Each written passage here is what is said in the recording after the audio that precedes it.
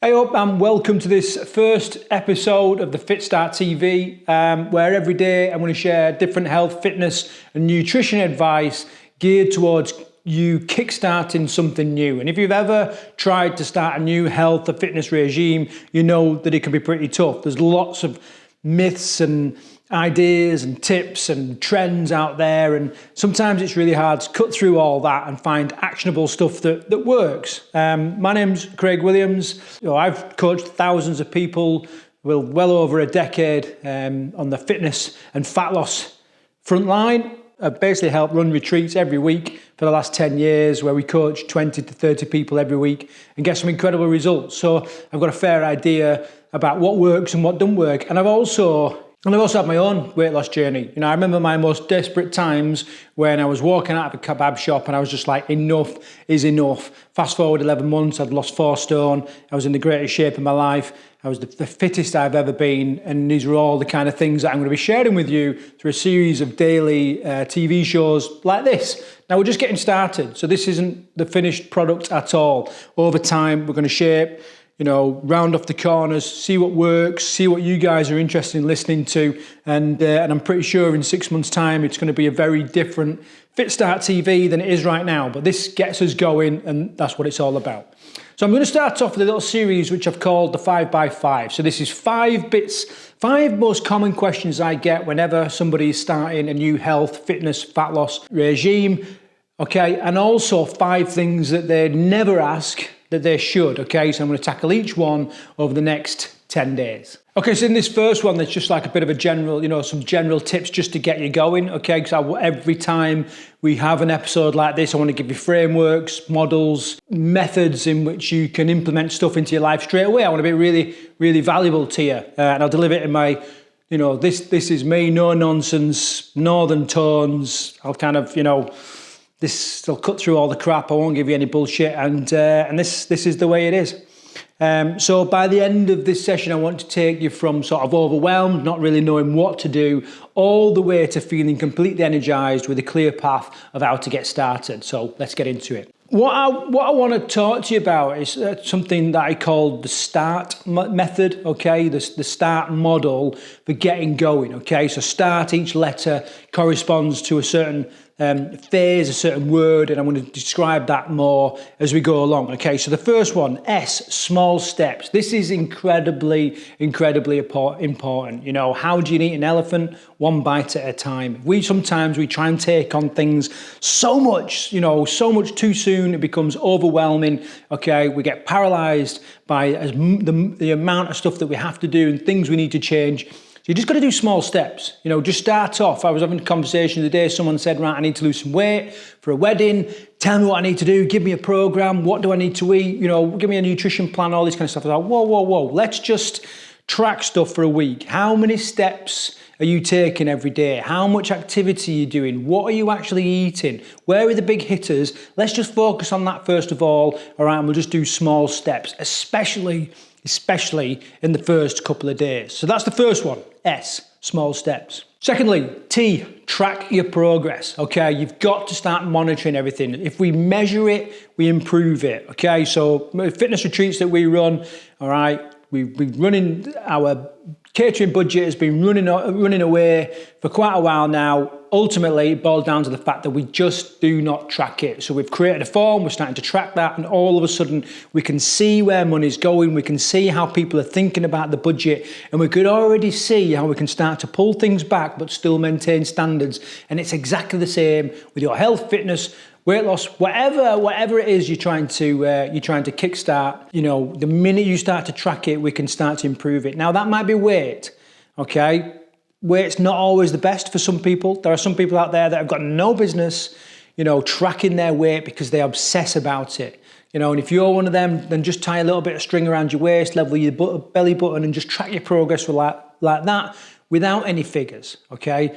Maybe, track the amount of calories you're taking in, track the amount of steps you're doing, get yourself a little pedometer. Or most fitness watches nowadays, you can track steps and just start to track things. And once you get like a baseline, you can then start to push on and make some different changes. A, adaptability. Adaptability is really key because You know, the amount of times I've given people programs, you know, I've spent loads of time writing them up and creating diet plans and all this kind of stuff, and they've just been too rigid for people. And instead of going, okay, well, do you know what, this kind of works, cherry picking the best bits, and you know, and perhaps adapting the stuff that doesn't work so well or doesn't fit in so well, they kind of ditch it all, you know, which is a real shame, because a few little adaptations here and there and you're making progress. And that's what this is about. You know, when you first get started, it's not about nailing it straight away. Just like these videos, it's about making progress. You know, each time you do it, just get 1 or 2% better, 1 or 2% increase in your activity, 1 or 2% cleaner eating, all this kind of stuff. And you add all them up together and suddenly there's a massive compounding effect where you just get great results on the back of it. So be willing to kind of adapt and be adaptable. And as well as that, you know, it works the other way as well. So, you know, if you've got your routine all laid out now, you know, you go to the coffee shop here, I commute to work there, and I'm back home from work here, and I put the kids to bed here, and all this kind of stuff. And there's got to be some adaptation to be able to squeeze in more activity, whether it's what we call NEAT, which is just like general activity, or whether it's actually, you know, dedicated time for exercise. We've got to be able to adapt what we eat, when we eat, where we eat, how we eat, you know, all these different kind of things. So being adaptable really is key, because without being adaptable, you're not going to be able to change. And if you don't change, you don't get any new results. Okay, time and time again, I've met people that want something new. You know, they want to be healthier, they want to be fitter, want to be leaner, whatever it is, yet they're not prepared to change. And we can't get something new with the old habits. Okay, so be adaptable, and that's the A. R is routine. Now, a lot of people kind of say, oh, I don't like routine, I like to be a bit more fluid than that and a bit more exciting, but routine really is your friend, okay? Because once you start sticking to a bit of a routine, even if it's like, you know, I have this on a Monday, I eat this on a Tuesday, this on a Wednesday, that routine will bring freedom for you, whether it's freedom because you'll be healthier and be able to do more, or freedom because you'll no longer kind of be held back with all these decisions that you have to make, you know? So just by having a routine and being able to prioritize, you know, fitness, activity, all that kind of stuff, it's going to create freedom for you. Now, I'm going to talk about this much more in future videos. So if you haven't done, please make sure you subscribe to make sure that you get future episodes that'll tie in with this. T is trust the process. It's really easy when you first get started. You'll drop a few easy pounds, you know, and it's really easy to kind of keep going. But after that, it can slow down a bit. But you've got to trust it, you know, you've got to keep going. Don't try and overhack it. Don't think, okay, you know, I think I know better. I've done this in the past and all this kind of stuff. You know, once you've got something, the weight's creeping down, then, you know, stick with it and trust the process, because you've got to keep it going. And one of the biggest things I see where people fail is they just don't keep going long enough.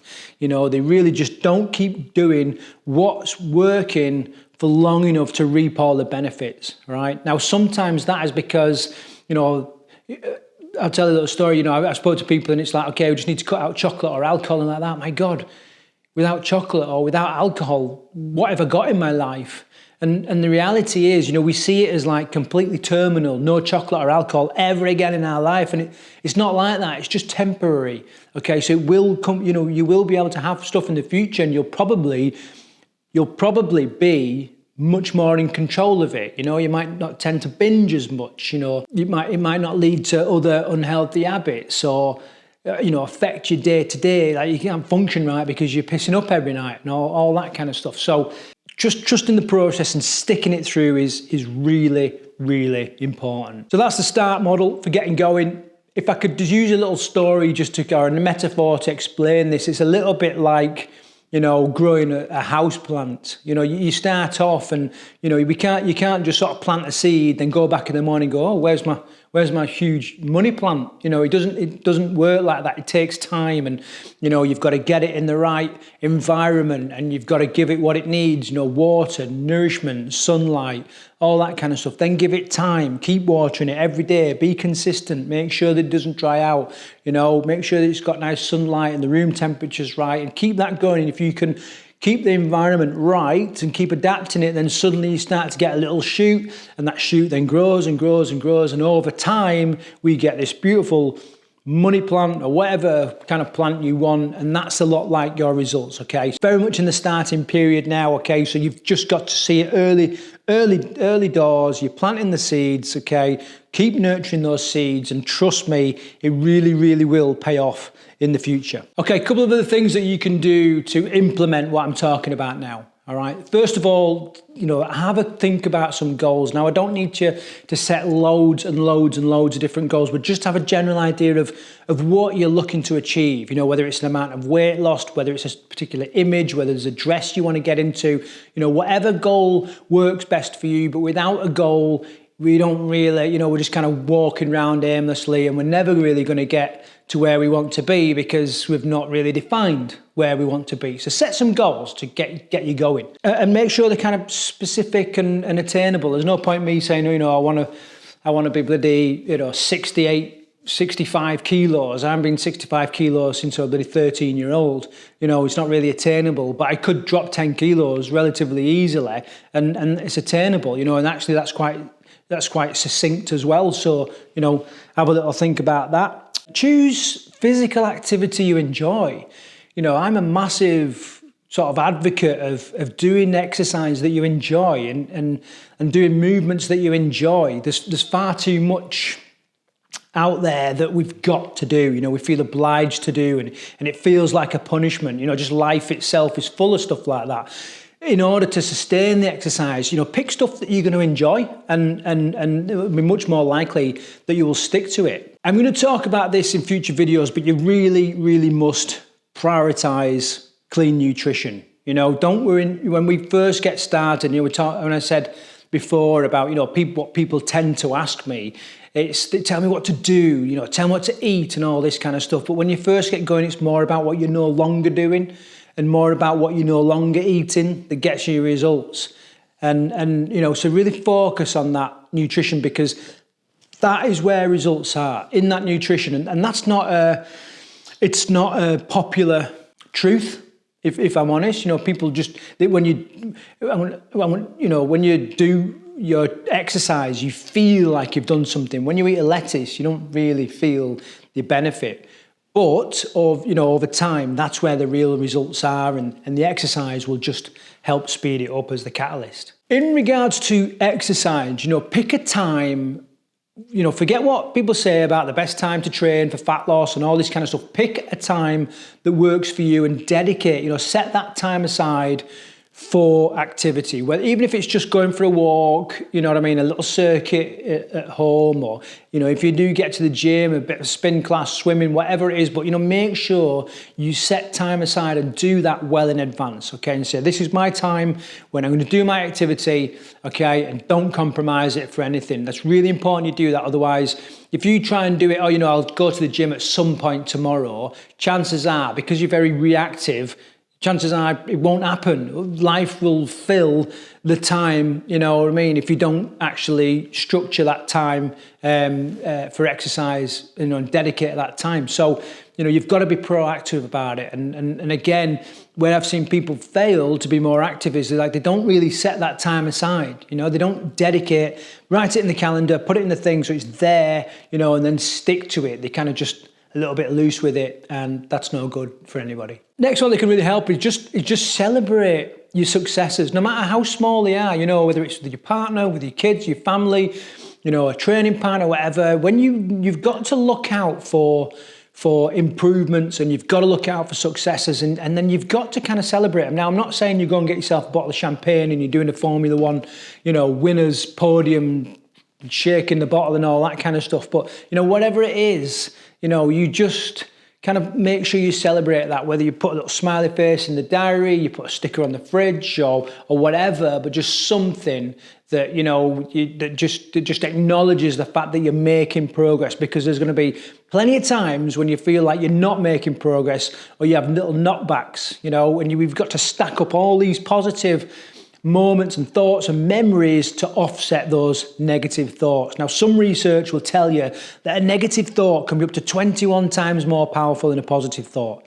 That means you need 21 positive thoughts to offset one negative thought. And how many negative thoughts do we have during the day? So really, really look out for those wins. See, and make sure that you're acknowledging them at least and then celebrating them at best. And then the last one, again, like I said, if you're really struggling with something, it's far better to be willing just to adjust that a little bit in order to make it so that you're much more likely to follow through on it than actually just throw in the towel and not do any of it, okay? So just be that little bit flexible and kind of roll with the punches and just make sure you stay in the game rather than being too strict, too dedicated. And, there are times, again, in different future videos, I'm going to talk about this, that it will be incredibly difficult to make a smart food choice, to be active, to offset the calories you consume and all this kind of stuff. It just becomes nigh on impossible. But if we're not flexible enough to kind of roll with that, we're just going to break. Okay, so to make sure that you're flexible enough to adapt with the little bumps in the road, really. Okay, so lots of information there in this first video.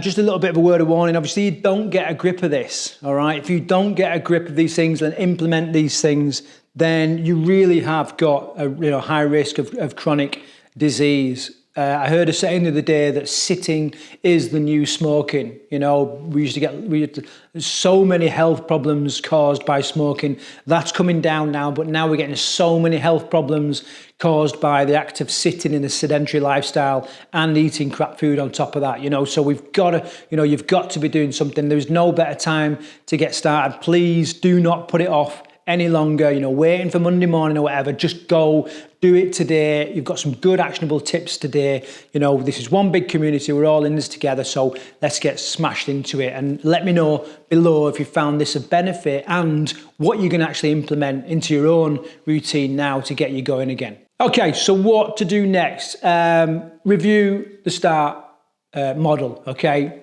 for getting you going. Remember, small steps, track your progress, make sure you're adaptable, set a routine, trust the process, all that kind of stuff. It really, really, really help you. Consider creating weekly goals. What do you want to achieve in this first week? How many steps? How many fitness sessions? How many calories a day? Whatever it is, but consider those goals. You can start writing them down, and if you want, you can share them below. And if you need help or advice with them, then I'll answer where I can.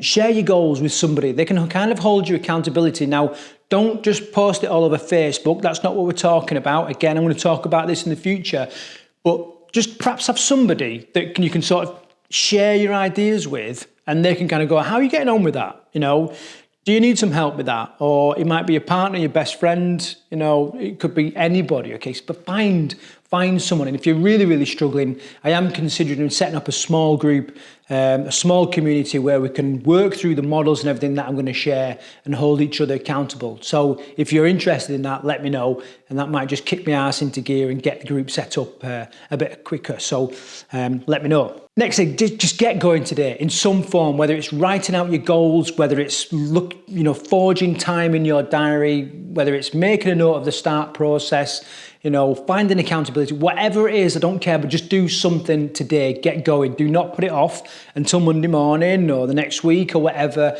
There's no better time than now. It's far better to be a couple of days ahead of the game than waiting another 2 or 3 days, because there is no perfect time. There's now. So let's get going. And then finally, just remember that every journey is a series of steps, and there must be a first step for all of those, So this is the first step in this little YouTube channel. So make today, the day that you take your first step towards kickstarting something new. So remember, you really do have the power to redefine your future. Remember, we're not after perfection. We just want progress. That's really what it's all about. Now, if you're watching this video, you've obviously tackled calorie counting before, so check out this video where I talk a little bit about why perhaps calorie counting doesn't always work.